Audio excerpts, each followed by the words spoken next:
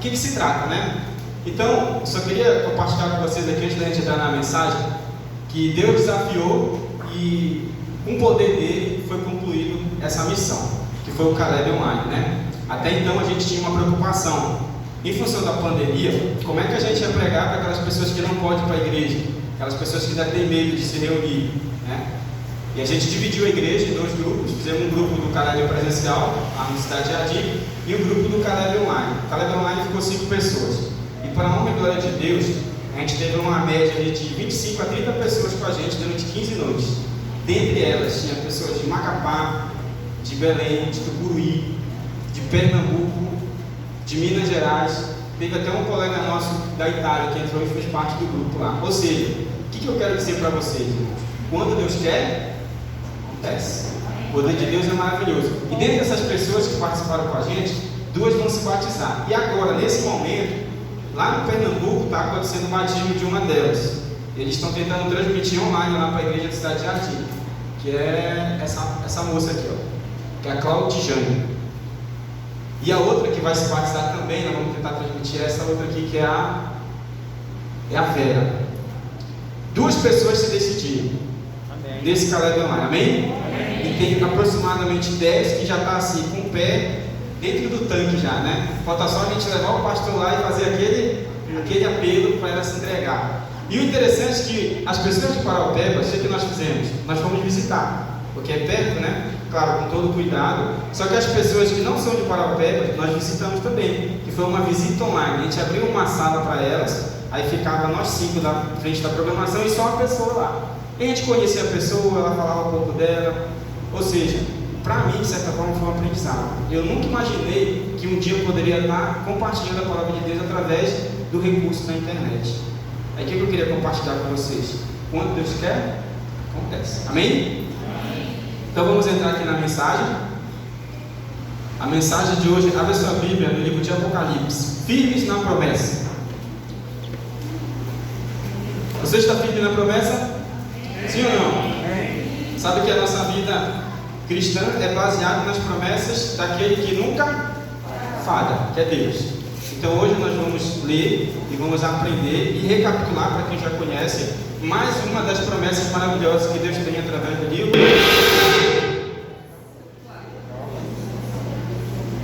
Através do livro de Apocalipse. Todo mundo bem aí? Acho que isso aí foi para acordar quem estava dormindo. Se não acordou agora, acorda mais. Eu me assustei também. Vamos ler o texto? Antes de ler o texto, eu ia pedir para vocês levantarem, olha só, para poder passar o sono, mas com esse estrondo aí não precisa mais não. Com a Bíblia aberta, vamos já orar o nosso texto. Oremos. Senhor nosso Deus e Pai, nós somos gratos porque a Tua palavra está aberta diante de nós. Pedimos a companhia do Teu Espírito para que possamos compreendê-la conforme a Tua vontade. Em nome de Jesus. Amém. Apocalipse capítulo 1, verso 3. Você que trouxe a sua Bíblia, abre aí. Você que não trouxe e também quer acompanhar, vou projetar aqui para a gente fazer a leitura do texto. Olha o que diz aqui, ó. Bem-aventurado aquele que lê e bem-aventurados os que ouvem as palavras desta profecia e guardam as coisas que nela estão escritas, porque o tempo está próximo. Quando a gente lê esse texto, fala assim: bem-aventurado aquele que lê e aquele que ouve. Eu não sei se vocês têm essa informação, mas se a gente for pegar um pouco da história, e na época que João escreveu esse texto, era uma prática e uma cultura da época.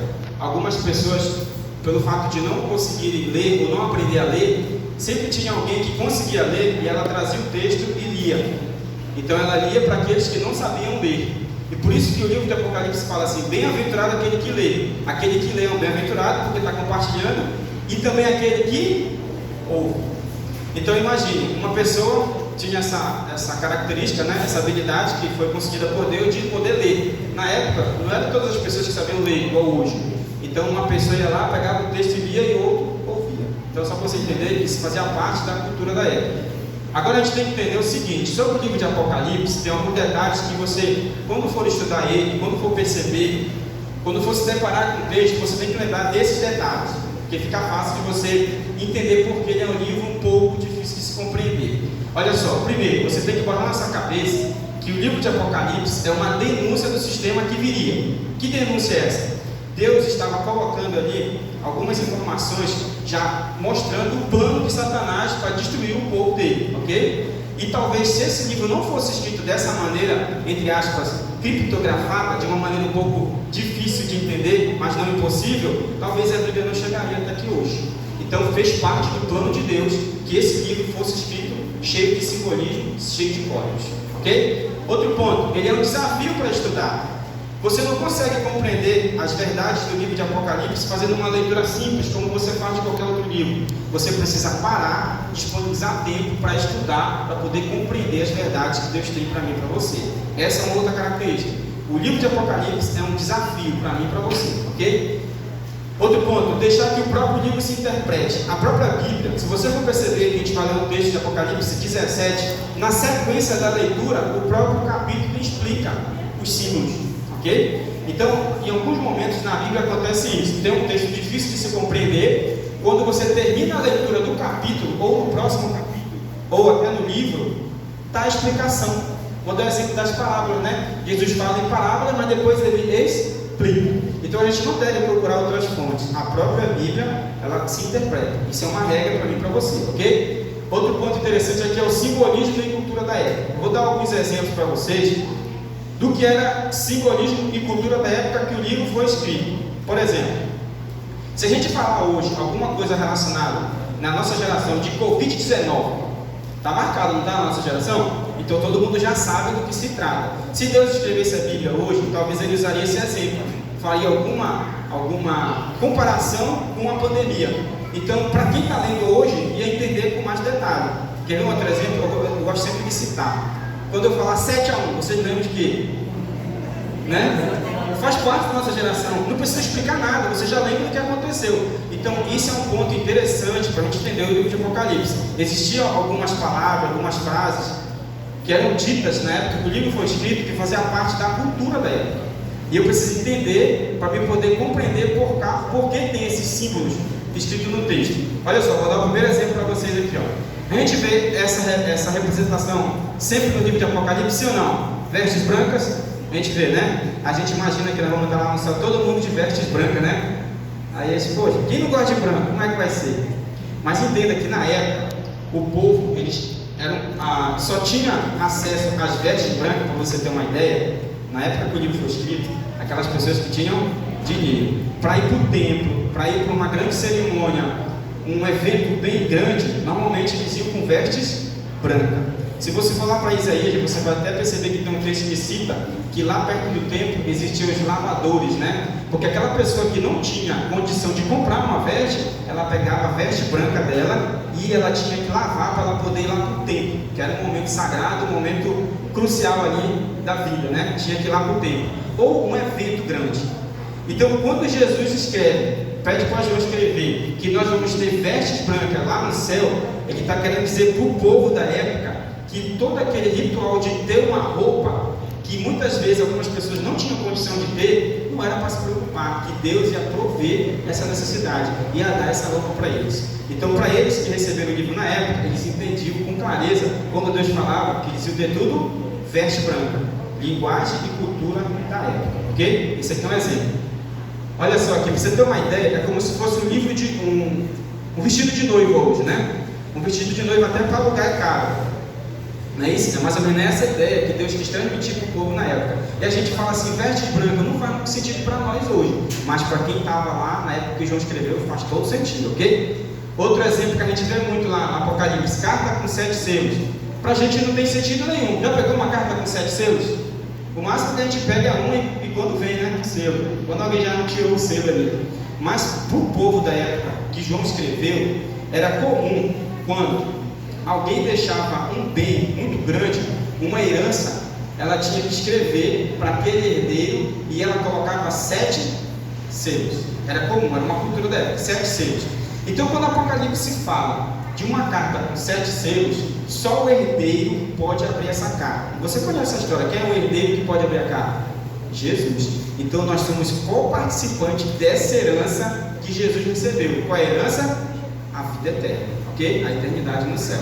Então, para o povo, quando João escreve a carta com 7 selos e explica, o povo já entende, faz uma ligação. Ah, essa carta está ligada à herança, a um grande bem que Jesus vai receber e que vai participar conosco. Ok? Aqui são 2 exemplos, a gente tem mais exemplos, só que não tenho tempo para falar de outros. Mas eu quero que você entenda que entender um pouco da cultura e linguagem da época facilita o meu entendimento do livro de Apocalipse. Ok? Então vamos continuar aqui, ó. A gente vai falar desses animais aqui, dessas figuras. Nós temos o dragão, a Bíblia fala do dragão vermelho. Nós temos a mulher vestida do sol e sobre a lua, né? Nós temos ali a besta da terra e a besta do mar. É comum para vocês, sim ou não? Com certeza deve ter ido lá, né?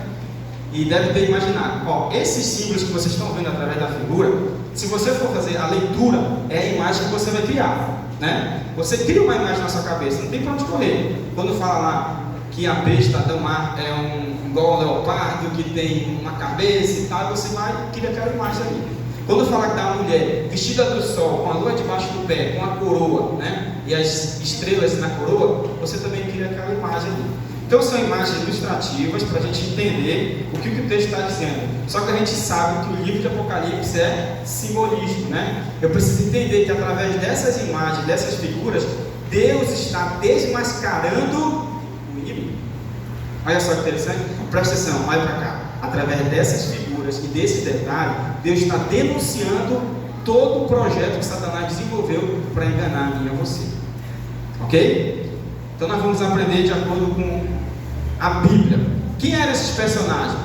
Para alguém que já estuda a Bíblia, que já está há muito tempo conosco, que já é adventista há muito tempo, esses personagens aqui são fáceis de responder, né? O dragão, Satanás, e a mulher, a igreja. Mas pode ser que tenha alguém que ainda não tenha essa informação e tenha a curiosidade de aprender de onde foi que a gente tirou isso. Eu trouxe 2 textos só para compartilhar com vocês. Ó. Efésios 5, 22 e 23 diz assim, ó: vós mulheres, submetei-vos aos vossos maridos como ao Senhor. Porque o marido é a cabeça da mulher, como também Cristo é o cabeça da igreja, sendo ele próprio salvador do corpo. Então esse texto é uma das evidências que fala da mulher. Quando eu falo de mulher em Apocalipse, está falando de igreja. E aqui, é um texto que a gente usa muito também, cita bastante. Apocalipse 12, 9. E foi expulso o grande dragão, a antiga serpente, que se chama... Então, tem outros textos que falam, mas eu estou provando para você que essas 2 figuras, de acordo com o Apocalipse, é Satanás e a igreja, ok? Continuando aqui, ó, assistindo um pouco do programa do pastor lá, Rodrigo Silva, né, que é muito interessante, ele fez um comentário sobre esse achado aí arqueológico, que é uma figura de um Deus brigando com um animal, com uma besta. Como você pode ver aí, é uma besta de 7 cabeças e 10 chifres. Aí ele fez um comentário interessante, que o povo na época, eles acreditavam que existia essa besta, esse animal, de uma forma que representava o mal da época. Então aqui, como a gente pode ver nessa figura, essa figura foi um desenho feito na época, que representa o seguinte: um deus pagão chamado Ion, que é o deus Baal, né? Lutando contra o Leviatã. O que isso significa? Já ouviram falar no Leviatã? Que é um animal até curioso de poder estudar sobre ele. Então o povo acreditava que existia um mal e ele era representado por essa figura do Leviatã. Aqui está mostrando um Deus pagão, não é o Deus da Bíblia, um Deus pagão brigando com esse mal. Quem não tinha a Bíblia e não acreditava no Deus verdadeiro, ou não tinha essa informação, ele usava o Deus que ele acreditava para combater esse mal. Eles reconheciam na época que existia um grande mal, mas eles usavam o Deus que eles acreditavam para combater esse mal. E nessa figura é um Deus pagão lutando aqui, não é o Deus verdadeiro, que é o nosso Deus da Bíblia, amém? Então isso mostra para nós, só evidenciando o que eu estou falando, olha o que diz Isaías 27:1. Naquele dia o Senhor castigará com a sua dura espada, grande e forte, o Leviatã, a serpente fugitiva, e o Leviatã, a serpente tortuosa, e matará o dragão que está no mar. Então Isaías está falando de quem? Do Leviatã. Só que é interessante que a Bíblia traduz o Leviatã como crocodilo em algumas versões. Talvez na sua Bíblia esteja escrito crocodilo. Quer ver? Ó? Monstro do mar. Vamos lá. Abre a sua Bíblia aí, só para a gente tirar essa dúvida. Vamos ler esses 2 textos aqui, por curiosidade. Vamos ler Jó, capítulo 41, verso 1 e Jó 40, 15. Está junto lá. Só olha aí e tira essa dúvida. Na versão que eu tenho aqui, ó, que é João Ferreira de Almeida, essa versão que eu tenho aqui, está crocodilo e hipopótamo, tá? vai acontecer, de algumas versões está escrito Leviatã e Behemoth, que são esses dois animais. Vai depender da versão de Bíblia que você tem. Mas já que a gente não estuda o idioma original da Bíblia, eu dou até uma dica para vocês. Sempre que vocês compararem um texto que está contradizendo o que está na sua Bíblia, pelo fato da tradução, o que a gente faz? Pegue outra versão de Bíblia. Tem várias versões de traduções de português de Bíblia. E você vai perceber que uma dessas traduções vai trazer essa informação para você, ok? Quer ver um exemplo? Quando tem uma mensagem de Apocalipse que fala que Jesus tem uma tatuagem na coxa, né? Tem uma versão que fala escrito Rei do Rei sobre a sua coxa, e tem uma que fala que é na coxa. Quando você vai para uma outra versão de Bíblia, você entende que é no manto de Cristo que está escrito, não na coxa dele. E algumas pessoas usam isso como argumento para fazer tatuagem. Só um exemplo, tá? Então olha só, está escrito crocodilo e hipopótamo na sua Bíblia aí? Tá? Ok, eu peguei uma outra versão para mostrar para vocês aqui, ó. Uma outra versão, João Ferreira de Almeida corrigida. Olha lá o que diz, ó. Você pode depois até pesquisar em casa, tá? No verso 15, contemplais agora o Behemoth, que eu fiz contigo, que come erva como boi. João Ferreira de Almeida corrigida. Olha o que diz lá, Jó 41. Poderás tirar o anzol, o Leviatã, ou ligarás as suas línguas com uma corda. Talvez na sua Bíblia está crocodilo e hipopótamo, não é isso? Olha só que interessante. Aqui também é um outro reforço do que eu estou falando. Tu dividiste o mar pela tua força, espigalhaste a cabeça dos montes marinhos sobre as águas. Tu esmagaste a cabeça do Leviatã e deste como mantimento aos habitantes do deserto. Outra evidência. Então, aonde eu quero chegar, irmão? Para eu poder ir lá para o livro de Apocalipse de novo, e para eu poder apresentar lá a mulher que a gente começou a estudar. Eu quero que você entenda o seguinte, que na cultura da época que João escreveu o livro de Apocalipse, para o povo, eles acreditavam que o mal era representado por duas figuras. Uma besta ou um monstro que sai da terra e um monstro que sai do mar, ok? Então para nós talvez hoje não faça sentido a gente falar de uma besta que sai da terra e de uma besta que sai do mar, mas para o povo na época isso era fácil de entender, porque já era pregado desde muito tempo que existia o mal e eles eram representados por essas duas figuras, ok? Então quando quando João apresenta o livro de Apocalipse, fala de uma besta que sai da terra e de uma besta que sai do mar, a gente já consegue fazer uma ligação. Olha, está falando daquele grande mal que a gente acredita que existe. E a gente sabe que Deus fala como Jesus venceu esses dois inimigos, né? E vamos continuar a leitura do texto aqui, ó. O povo da época compreendia o que João estava falando, esses três animais aqui. Agora eu vou entrar no assunto da Bíblia. Eu precisei fazer essa introdução, porque senão vocês não conseguiram compreender. A mensagem está aqui. Se você ainda não prestou atenção, por favor, preste atenção agora. Apocalipse 12, do verso 1 ao 6. Vamos ler o texto aqui, ó. Vamos falar da mulher que eu comecei. Apocalipse 12, do verso 1 ao 6. É um detalhe muito interessante que Deus quer que nós aprendamos aqui, para a nossa preparação para a vida eterna. Ok? Apocalipse 12, de 1 ao 6. Eu vou ler o texto, acompanhe comigo na sua Bíblia aí. Viu-se grande sinal no céu, a saber, uma mulher vestida do sol, com a lua debaixo dos pés e com a coroa de 12 estrelas. Verso 2. Que achava-se grávida, grita com as dores de parto, sofrendo tormento para dar à luz. Verso 3. Viu-se também outro sinal do céu, e eis um dragão grande, vermelho, com 7 cabeças e 10 chifres, nas cabeças 7 diademas. Verso 4. Sua cauda arrastava a terça parte das estrelas do céu, aos quais lançou para a terra. E o dragão se deteve em frente da mulher, que estava parada para dar à luz, a fim de que lhe devorar o filho quando nascesse. Verso 5. Nasceu-lhe, pois, um filho varão, que ia reger todas as nações com cetro de ferro. E o seu filho foi arrebatado para Deus até o seu trono. Verso 6. A mulher, porém, fugiu para o deserto, onde lhe havia Deus preparado lugar para que nele a sustesse durante 1260 dias. Irmãos, tem muita informação aqui, só que eu vou pegar e extrair apenas um aprendizado para nós hoje. O que eu quero mostrar para vocês aqui? Que Satanás começou a perseguir essa mulher, Satanás começou a perseguir essa igreja, e até o momento, se você for continuar a leitura do texto, ele não consegue pegar a mulher. Depois você pode continuar a leitura do texto. Olha só o que diz o verso 17. Olha o verso 17 aí, no capítulo 12. Irou-se o dragão contra a mulher e foi pelejar com o restante da sua descendência, os que guardam o mandamento de Deus, tem o temor de Jesus, e pôs sobre o mar, e pôs em pé sobre a linha do mar. Então, aqui, nessa parte, fica uma coisa meio que travada. Imagine assim: Satanás vai atrás da mulher, que é a igreja, e não consegue pegar. Deus leva a igreja para o deserto, né? Arrebata o seu filho, que é Jesus, e a história para por aqui. Aí fica aquele ponto de interrogação: pegou ou não pegou? E aí? Aí você percebe que entra o capítulo 13. Olha só na sequência, olha na sua Bíblia, entra o capítulo 13, na sequência da leitura. Então, olha só. Só que antes da gente continuar a leitura do 13, eu quero apresentar outra mulher de Apocalipse 17 para vocês, tá? Deixa marcado aí. Vamos ler Apocalipse 17 de 1 a 9. Tem uma outra mulher também que é apresentada aí. Essa mulher que eu acabei de ler para vocês no capítulo 12 é uma figura representativa da igreja de Deus aqui na terra. Tem dúvida com relação a isso? Não, tá tranquilo, né? Agora Deus apresenta uma outra igreja através dessa mulher, ok? Vamos ler o texto aqui, do 1 ao 9. Não vai dar para vocês observarem aqui que está pequeno, mas acompanhe na sua Bíblia aí. 17 de 1 ao 9.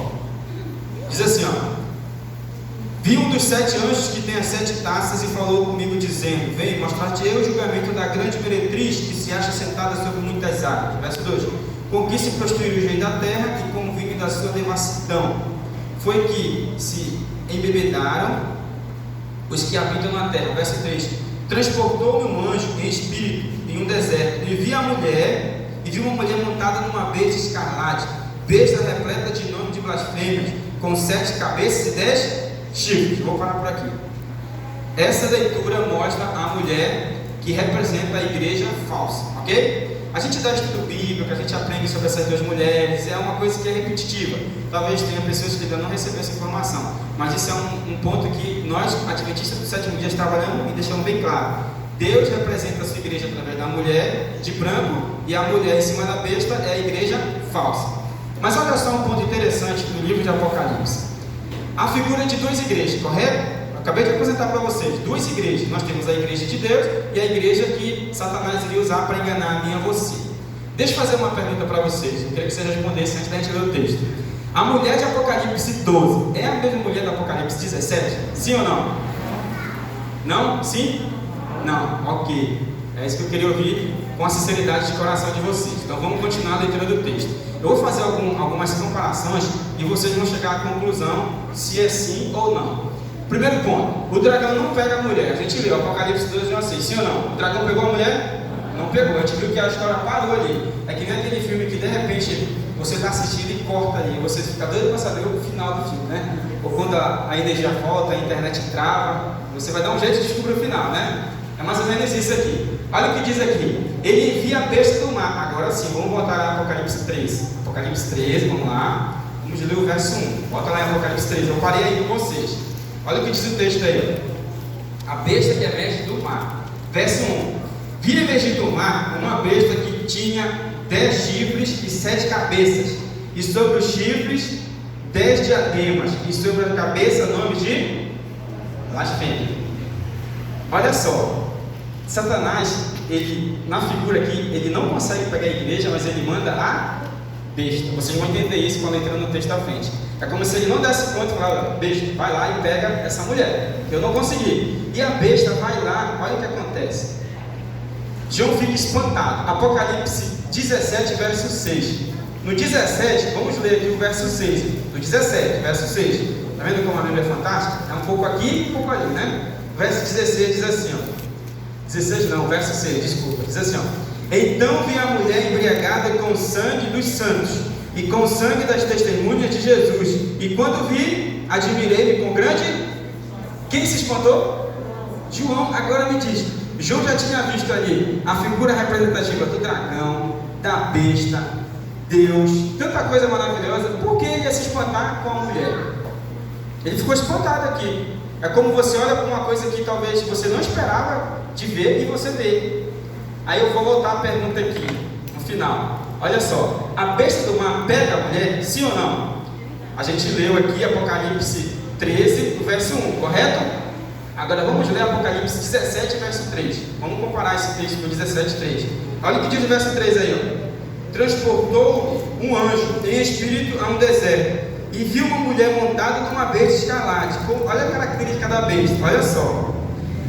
Repleta de nome de blasfêmia, com 7 cabeças e 10 chifres. Que besta é essa? Vou botar aqui para vocês. Se você comparar o texto de Apocalipse 17, 3 e 13, 1 é a mesma besta. Pode observar, pode anotar e olhar em casa se quiser.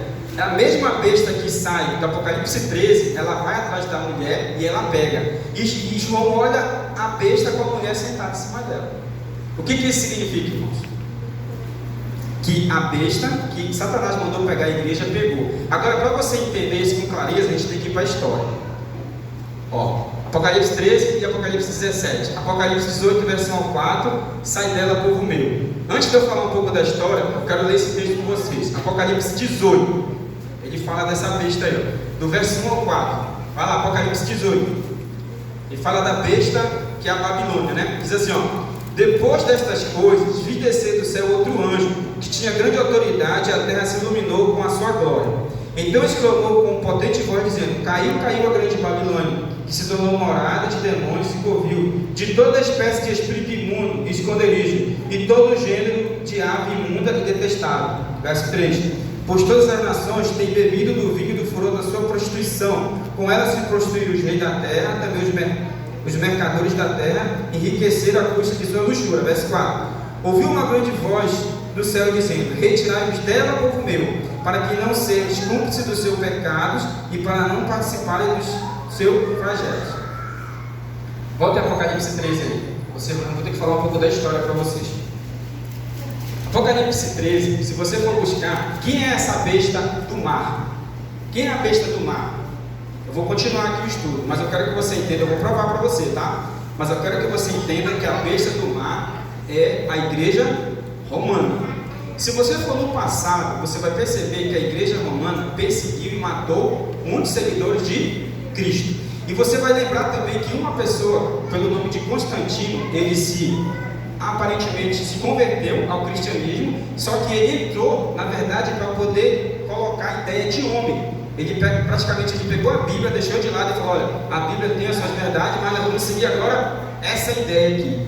Então, nesse contexto é que a besta do mar pegou a mulher, ok? É por isso que aparece na figura a besta do mar com a mulher em cima. Ou seja, aquela igreja que era pura, fiel, que Deus levantou, ela se corrompeu. A história prova isso para mim e para você.